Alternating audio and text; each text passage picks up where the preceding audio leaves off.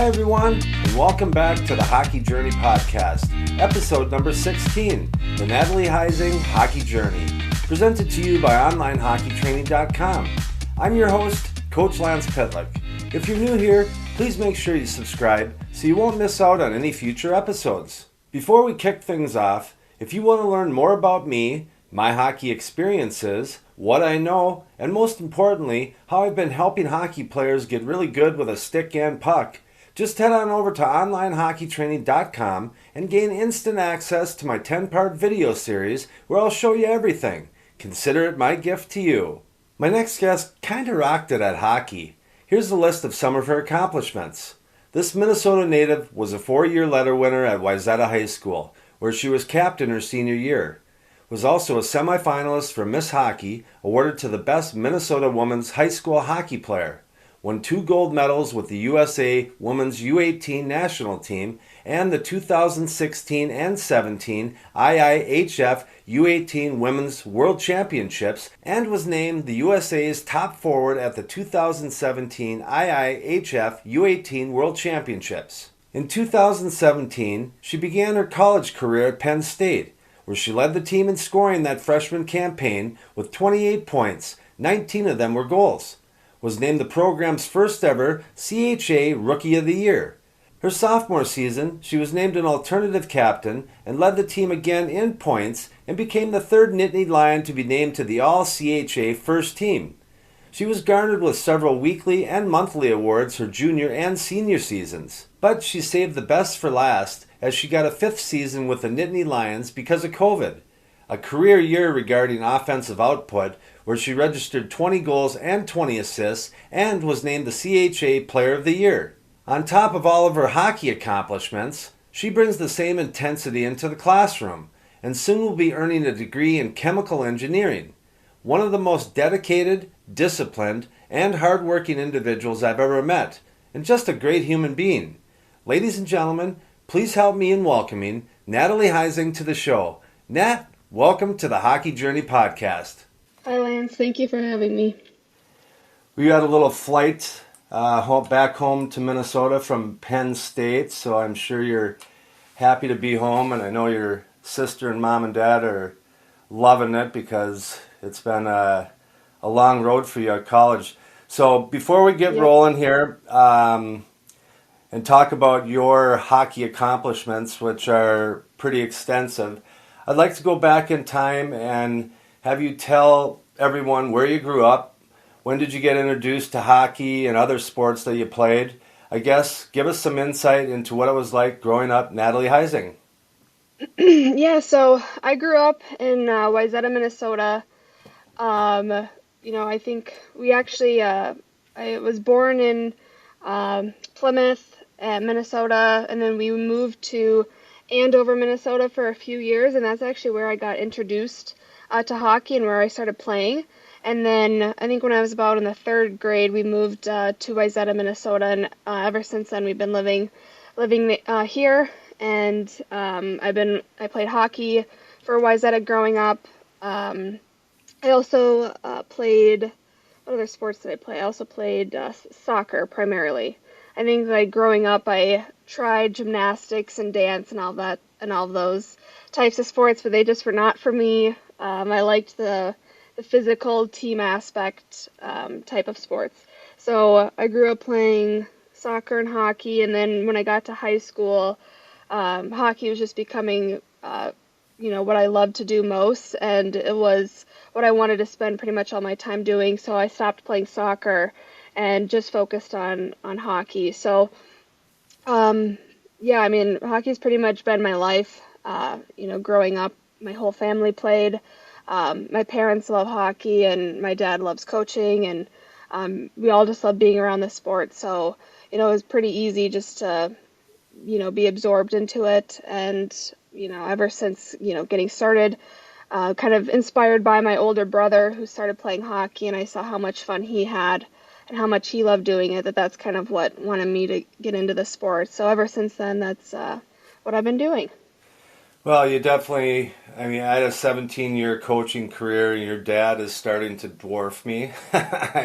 He's still out there doing it. And it's interesting that you were inspired by your older brother Chase because your dad, our first connection to your family was he was my Rems, my oldest, his first ever hockey coach as a mite coach. Mhm. And I remember coming home the first day after practice in the car and he said, "Holy cow, that Chase Heising kid, can he skate?" And I think for him, the same thing happened. You know, you just kind of get sucked into their Yep. passion and what they're doing. So, can you remember a specific time when that fire was set in you when you now had the desire to play college hockey, or even maybe professionally?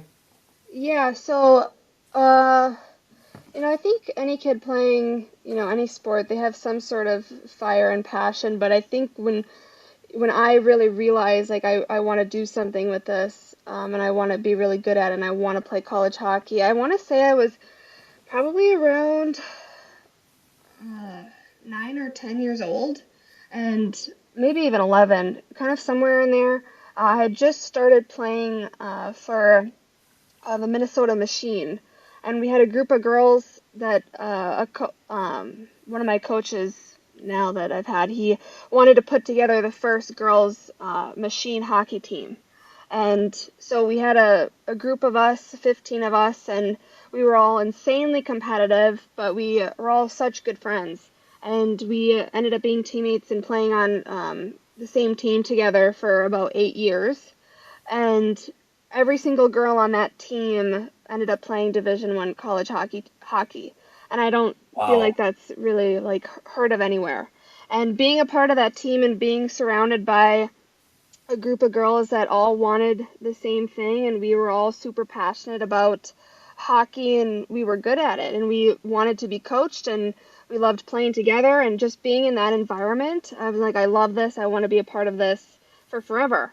And and so realizing that, we all knew we weren't going to be able to all go to the same college together. So I knew I wanted to find that same type of environment at the next level, and I think that's kind of what really drove me. Gotcha. So, at any point, yeah, your youth, and well, before I go into that, I mean that it's an amazing, like you said, accomplishment because one of the things if you can get within that type of environment where the pace, the tempo is elevated Hmm. just because of the healthy competition. I Right. mean, the growth is just accelerated. Yes. Yeah. It is. Exactly. And your dad's a master at that. He's doing the Yeah. same thing with your younger sister too. Yep. So I was just curious. Did at any time did you end up playing a couple seasons with boys before you switched Yeah. over to full time girls? Yeah. I mean, I think in mites, I think I did a year at girls, and then I immediately went over to boys, and I played boys hockey growing up at Minnesota Made, at that rink and their programs that they have there. I played boys growing up. And then I was kind of getting to the age where, I was starting to think about high school and I needed to start transitioning back. And so I came back to Wayzata and I played 1 year of U12 girls. And then that we had a really, really good team that year. And I think we lost in the championship game um, to, I think, either in state or I think we got second in state that year. And so then, but I was like one of the only first years on that U12 team. And so all the other girls were moving up, but I had to stay around for another year. So I ended up going to play a year of Pee Wee boys hockey. And that was definitely a tough year. Um, a lot of lessons learned, definitely challenged. But I think it was a really good year just for, the speed and being able to play at a more physical play. I think that kind of really helped me get prepared for high school. But then after that year, I still wasn't ready to go to high school. So then I went back to play a year with that same group we had in U12s, but now at the U14 level. And so we played a year there, and then we won state that year. And then that whole group went into high school together, and then after that I went into high school. So I would say I definitely played boys primarily when I was younger, but I did have a year of Pee-wees in there, which was definitely challenging, but I think it was really, really good for my development. Yeah, sometimes, to get put into an environment, especially if you're used to being like at the top, you're winning Yeah. all the time, to have to go down the food Yes. chain a little bit, and you got to Yes. really work for a living. It's Yeah. not fun at the time, but you can see the benefits of it years down the road. So as you Yeah. got older and started refining your process to get better at the sport, once you said, I want to play college hockey, what things were you doing outside of practices and games to improve? I I mean, it was basically all just off ice training. Um, if it was uh, doing workouts, getting stronger, working on my agility, working on my speed off ice, and that was a big part of it. But I think another really big part of it that I started working with you, working on my skills in the garage and working on my shot, working on my stick handling. I mean, there's so much that you can do that you have to do outside of practices and games to get better in order to make it to the next level. That's all it really was just being in the garage, working on my shot, working on my stick handling, working on my moves, and then working out and getting stronger and working on my athleticism. So those are really big key parts that you don't really get in practices or games. When we kind of got together for the first time, your dad had called me and he said, "You know what, Lance? She's I know she's pretty good, but the feedback she's getting is that she's got to be able to possess the puck under pressure Mhm. uh, better. She has to be able to make plays better under pressure, and she has to improve her strength of shot." So when you came Mhm. over, I remember sitting downstairs just asking you a few questions because I got a checklist of things if you want to play college hockey that you got to be doing. Uh, Yep. Working with a technical skater, like you said, strength and conditioning, all that, and you're checking Yep. all the boxes. And I asked you about what you're doing at home, like in your garage, and Mhm. you said, I don't know, I just get a pile of pucks out there and I just start ripping them, and I do Yep. that for half an hour, and that's about it. And that's Yeah. where it flipped for you when I introduced Yes. you to kind of the mega learning and doing Yep. more, and you bought into it, and Mhm. uh, the growth was pretty quick for you too. It was. Yeah. I mean, once I bought into that and I realized that there needs to be some like refinement into how you're practicing in the garage, like that, it just my game completely took off from there. And I really believe in it and it has helped me so much. So yeah, I mean, yeah, that was a big part of it. So you played varsity hockey at Wayzata High School for 4 years. I Yep. can't remember. There's so many hockey experiences since then. Did you have any state tournament appearances there? I did not. No, unfortunately, we got close a couple times, but we were always the teams that we always had to beat uh, to go to state were always the best teams in the state at the time. So we had to beat like Edina and or Benilde was always really good, and Minnetonka, like the best team. So we were always in like the championship game to go to state, and we never could pull through and make it. But I bet you that there was someone from that group of 15 that were all hmm together for those 8 years, Yeah. on the spring season that were on one of those teams, weren't they? Oh yeah, some of those girls they won state multiple times. So Yeah. Oh, that's awesome. yeah. So you had some opportunities to represent your country with Team USA. In 2017, you gals won the gold medal at the U18 World Championships, and you were hmm named USA's top forward. Talk about that experience and what it meant to be able to wear the red, white, and blue. Yeah, that was one of the best experiences of my life, and I'm so grateful that I've had an opportunity, even if it was a short opportunity to represent Team USA. It's so incredible to be a part of that group and to all have the same goal of, you want to achieve something, not only for your team, but, for your country to show that, you guys could bring home the gold medal. That was really, really special. And I was also fortunate enough to be on that team the year before that we also won gold. I think my role on the team the previous year wasn't as big as it was the second year. But I'm kind of grateful for that because I got to learn, how things work. I got to see kind of the caliber of players that were, how do you say it, were the better players on the team, and kind of what it took to be able to really to do that, to fill that role. And so coming around for the second year, I really wanted to not only be on the team, but I wanted to really contribute and to help the team win. And so, it was a lot of passion and a lot of drive and grit to be able to beat Team Canada at the end. But it was such a great experience, and it was so much fun. And I'll always have that memory, and have those connections with those girls that were on that team. It's interesting. One point that, yeah, congratulations on that. That's awesome, and you'll never lose that bond or that memory. It's pretty cool. Yeah. But you talk about how the first go around, you went in there and you just don't know. Right. The fear, not the fear of the unknown, but the unknown. It comes in with its own can of worms. But when you go into Yep. that second year and you know everything, all of a Right. sudden your expectations are different, and it just proved well for you. So you end Yep. up going to Penn State. hmm Uh, let's just talk just a little bit. Were there other colleges that were courting you? And why did Yeah. you end up choosing Happy Valley and the Nittany Lions? Yeah. That's why my Um, kid. That's why my kids went to the Gophers. I can say that much easier.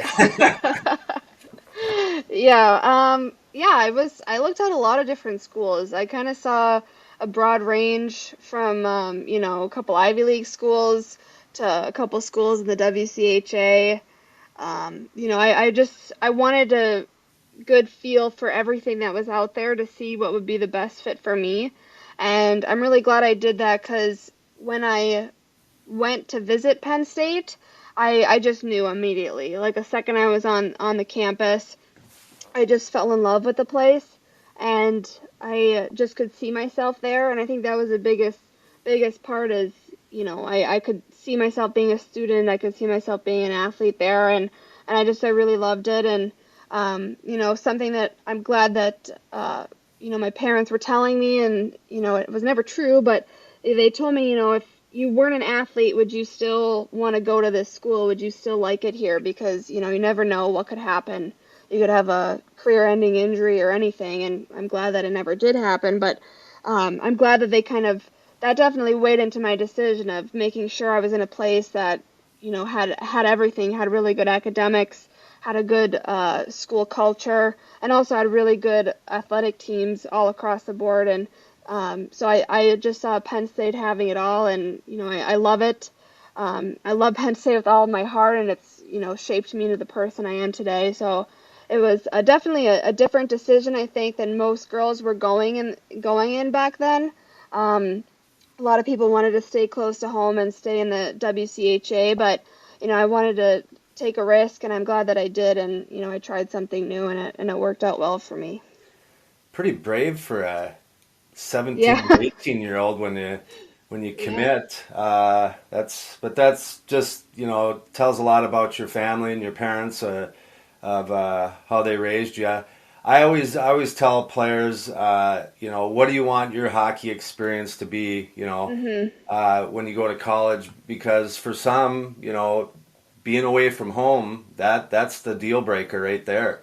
right, So yeah, I'm glad you found a well, home, and I'm glad that the other thing is that if you're lucky enough to have a number of colleges interested, that you do go visit all of them, right, yeah, and one of them yeah, will come to the top eventually.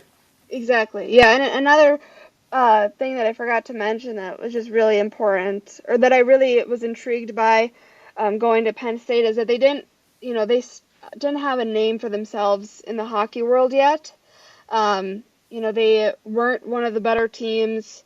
and I saw it as an opportunity to go there and try to help and grow the program and be one of the a top end player to go there and try to make something out of it. And I thought to myself I could go to a really well established program and kind of fall right into it and have a good experience. But going to a program that wasn't well established at the time, I saw that as a challenge and something that I wanted to be a part of. That I could say I had a part into making this program better.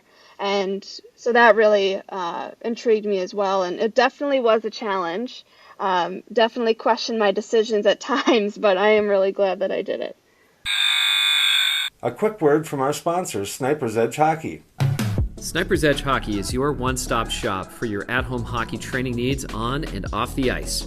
Find the perfect start to your at-home training area with slick tiles, synthetic ice, or a rink liner. Or upgrade your home setup with one of our top quality training tools to help you work on soft hands, all of your deeks and dangles, perfect your one-timer, and improve the power and accuracy of your shot. Find it all online and in stock for immediate shipping at snipersedgehockey.com. It seemed like your transition from high school to college was pretty seamless. That first season for Penn State, you ended up becoming the first player ever to receive the CHA Rookie of the Year award. Congratulations on that, young lady. But was there an adjustment period the first few weekends playing at that next level, or did you just hit the ice skating and it just went?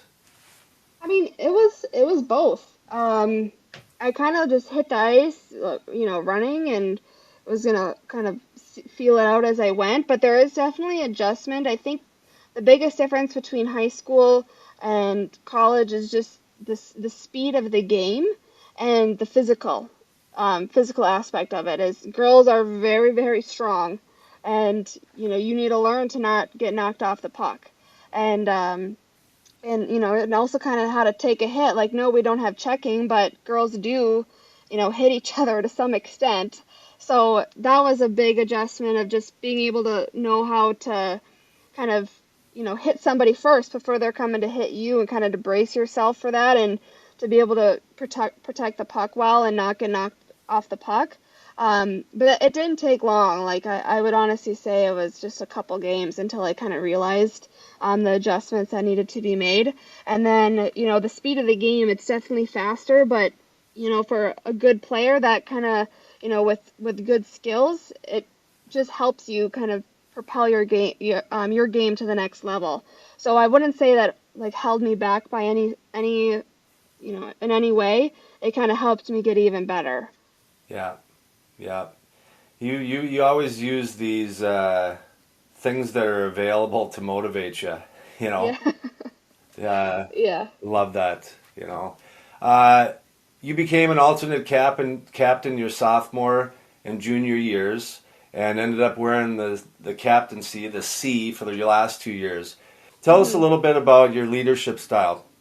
Yeah, so I think my leadership style has definitely changed over the 4 years that I was a captain on the team. I was pretty young, being an assistant captain only as a sophomore, and I was pretty inexperienced, and I didn't really know, I think, what it took to be, a really good leader of a college team at the time. So I think I definitely made some mistakes about maybe being, too aggressive or saying too much, or, maybe being too hard on the team and not really understanding a way to utilize everybody's personality and what everybody brings to a team in a good way. So I definitely had some learning years, but I think for the past 2 seasons, being a captain, I kind of really wanted to be the type of leader that kind of empowered my teammates, giving them input on team decisions, instead of just being the one person to, say this is how it is and this is what we're going to do. There is some level of that in some things, but making everybody feel a part of the team and making everybody feel included in decisions for the team that's for everybody, I noticed really worked well with my team, and I think everybody wanted to contribute more and wanted to work harder for the team, and they felt that, they had a say in everything. So, I don't know. I would still say my leadership style is constantly changing, and I'm constantly learning on different ways to be a leader. But I guess the biggest thing that I've learned, and what I guess I try to do, is I just try to realize, or recognize, I guess, the types of people that are on my team and that I'm working with, and know their personalities, know what motivates them, know what doesn't motivate them, and just try to use that information to get the best out of everybody, because everybody is so incredibly different, and people operate in such different ways that there's no one right way to make everybody get on the same page. So it often takes a lot of trial and error, but I guess I would say that's kind of what I've learned to work best for me in terms of being a leader. Well, if you're ever going to transition to coaching, that's exactly what you got to do. You got 20 personalities on the bench, and you're trying to, Yep. See who's thinking about what today, and maybe someone had a bad day last night, or it's never easy. But that's why they have coaching staffs. Yeah. I remember, it's hard. That's why you have 3 captains, Right. Because you delegate. When Yeah. I coached, especially at the youth level, there's practices where players won't get spoken to.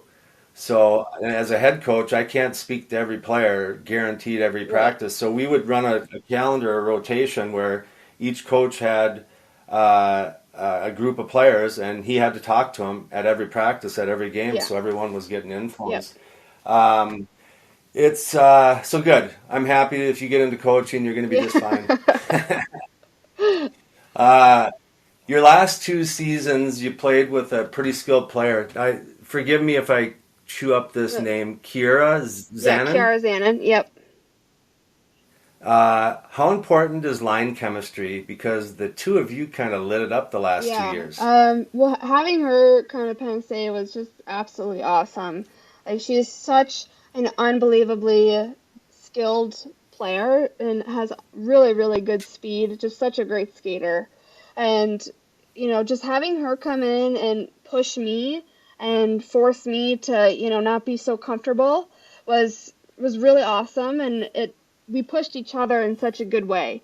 We were both really, kind of competitive, and, wanted to be the best, and having that and then being on the same line together is, it could be a recipe for disaster, but I think for us it just worked really, really well, because we constantly supported each other at the same time, and also while also being competitive. And I'm just a couple years older than her, and being able to kind of mentor her and in the game, especially her freshman year, and just kind of helping her transition. I think that really helped her elevate her game, which then only helped me. Like, having a really good player to play with, makes your life easier. So that was really a good addition for me, and I really enjoyed playing with her. And I don't know why. It's kind of interesting to me. Like, just there's some people you just have honest chemistry with, and we have that. And I think that just we know where each other is gonna be.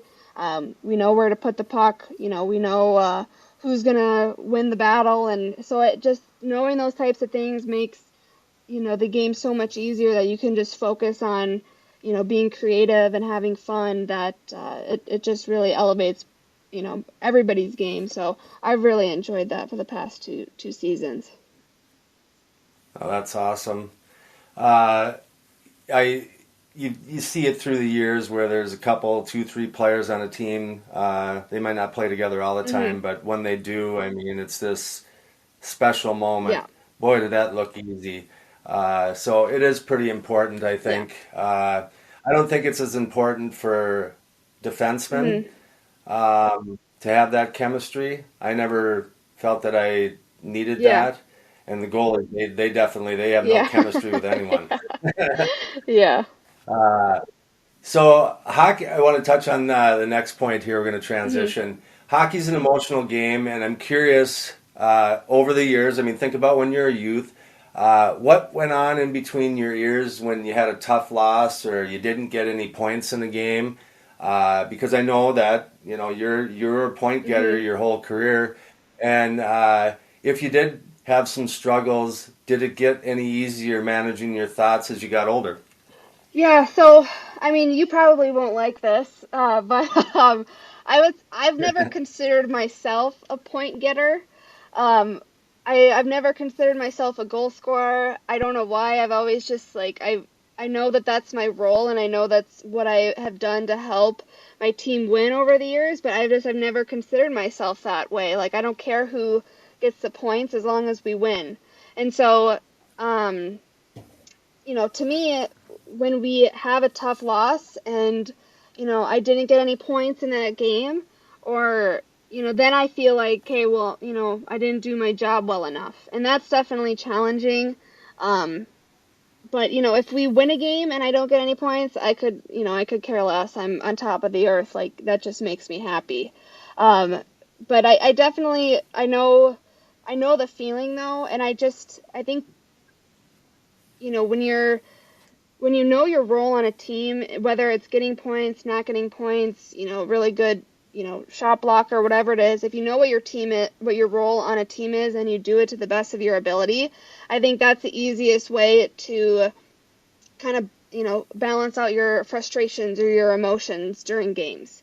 If you didn't do your role, you didn't do your job that you're supposed to do to help your team, then, you should be frustrated. You should be, angry about that. But if you do your best for your team and you did your job and you did your role and the outcome isn't what you wanted, then, you can be satisfied with the effort that you put forward. And I guess that's kind of what I've learned, and how I've kind of grown, I think, emotionally, being a player over the years, because I definitely did not always have that outlook. I think when we would lose games, I had a lot of anger and a lot of frustration that I think was sometimes externalized, which is not always a good thing. Or, if I kept it into myself, there was going to be a point where I was going to explode of, frustration. So I think I've just learned that, there's going to be games that you're going to lose. You're not going to win all of them. But you should not, get too frustrated about it or hang your head, as long as you know that you did everything possible to give it your best effort to win the game. And I don't know, maybe that's not the right way to look at it, but I think that's just how I've been able to get through 5 seasons of long seasons of playing hockey, and still loving it at the end of it.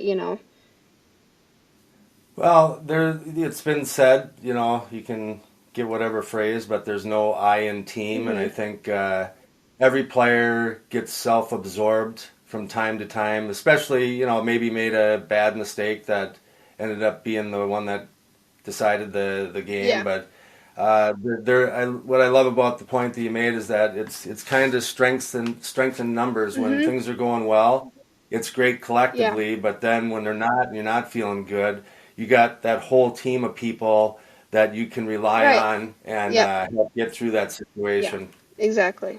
So pretty cool.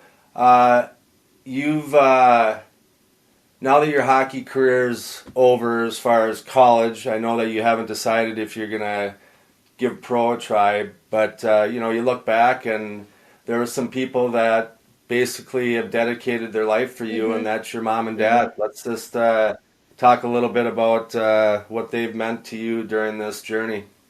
Yeah, I mean, I wouldn't have been able to do any of this without my parents. I mean, just everything that they have given me to be successful. Not even just in college, but growing up and in high school. They've always done anything or whatever it takes to get me the best training, or the best coach, or part of the best team. Like whatever it took, they were willing to do it, and there was never any question about it. I think they knew what I wanted. They knew what my dreams and what my goals were, and so once I was set on that, they could see my passion for it, and they were like, "Hey, well, we're not turning our backs now. Like we're moving forward and doing whatever it takes to make it happen." Um, so I really appreciate them having that outlook and never doubting or never, saying like, Nat, like you didn't make the team this time, like maybe you should, rethink it. It's always been like, what can we do differently, or what can we, add, or what additional training can we do to get you to where you want to go. So I've always appreciated the support, and, never feeling doubted, or never feeling like, I should just give it up. And that, I think, has really, having just a huge wall behind me has constantly pushed me forward.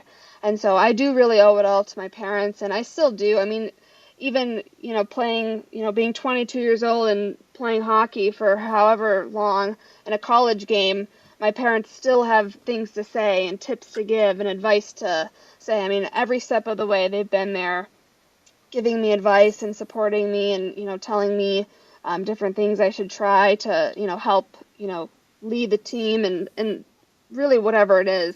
They are so involved, and I don't know how I got lucky with parents like that, but with how involved that they are. But I think that really has been a big part of how I've been successful. Well, parents, as long as kids are respectful, do well in school, or passionate about things, we'll pretty much do anything for you. So you recognized those key things and focused on them, and just rode the wave. So awesome. Parents are a big part. As I mentioned in the intro, you operate the same both on and off the ice, and excelled equally as well in the classroom. Soon to be graduating with a chemical engineering degree. Yeah, she's a smarty pants, ladies and gentlemen. How did you get interested in that field, and what is the dream job for you in that sector? I could not tell you how I got started, Lance. I truly don't know. I really like math. I really like science. I really like chemistry. But ironically enough, chemical engineering does not really have a lot to do with chemistry. So that's kind of a misconception. But I don't know. I started in college. I was actually in biomedical engineering because I really wanted to do something like, that was working with prosthetics, or, there's many different ways you can go. But, my grandpa always wanted me to be a doctor, and I'm like, I don't want to go to school for 10 years. So I'm like, I'm not doing that. And so biomedical engineering had some more math and science mixed into different, and it kind of also related to being a doctor. So I don't know. I thought, well, I'll just try that and see how it works. And I think I got through my first year, and I was like, yeah, like, I think engineering's the way to go because, I'm definitely a math brain, and I understand that, but I'm not really feeling this biomedical thing. And so I had taken a couple chemistry classes at that point, and I really had enjoyed it. And so I just figured I'll switch into chemical engineering, and I've stuck with it ever since. So, I do really like it. I understand it, and I think it'll be a good field for me. But I don't know. I think I just wanted to make sure I would be working in a team environment in the workforce eventually, and I knew that I'd be able to get that out with an engineering degree. And so what my dream job is, I'm not 100% sure on that either. I think working for in the food industry, or even in like the cosmetic industry, I think would probably be where I would dream of ending up, and kind of working in more of a technical side in those types of industries. I think would be really cool, and would be something that I would enjoy. Awesome. Well, it's, touch a couple things that you just said, because this is what happens when you age, is that you had an idea of what you wanted to do, but then you had to jump into it, have some experiences, and then a new world opens up where one door I'm closing, and then a bunch of them open up in front of me, or I have a bunch of options. So Well, that's one thing. Go ahead.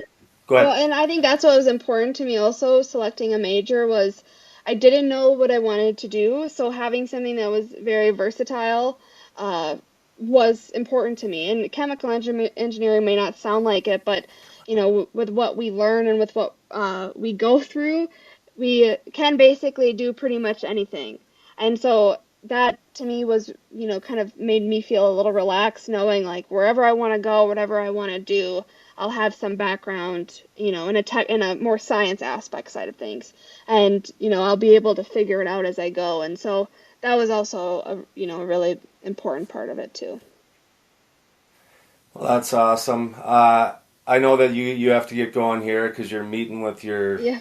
boss for the first time or whatever here soon. Yep. But when I started this podcast, one of the things that I've been passionate about is trying to help grow the game of hockey, especially on the girls' side, and being able to do interviews with highly successful players like you, with the hope that a young lady can listen to it and pick a part of your process or something that you said and add it to their life and their hockey career and their journey.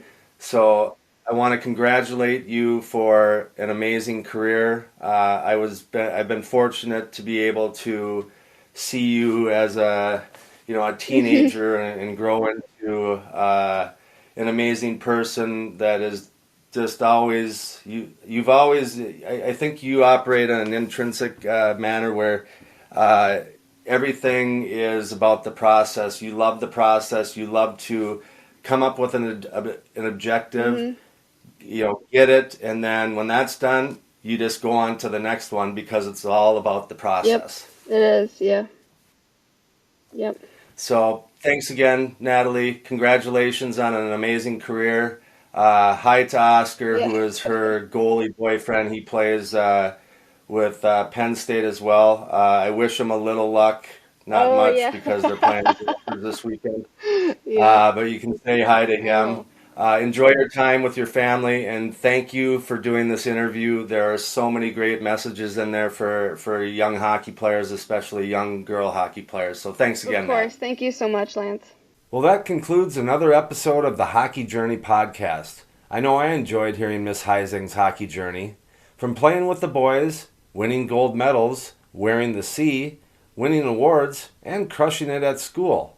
Young ladies out there, if you're looking to model yourself after someone, look no further than Natalie Heising. I can't thank you enough for stopping by and listening. I hope you enjoyed the interview, and if you think there's someone in your circle of family and friends that might enjoy this episode, please share it with just one person. It will really help me in growing this hockey community. Again, I appreciate you being here. Don't forget to subscribe, rate, or submit a review. I hope to see you back here soon, and do me a favor, make someone close to you smile today. All the best, my friends.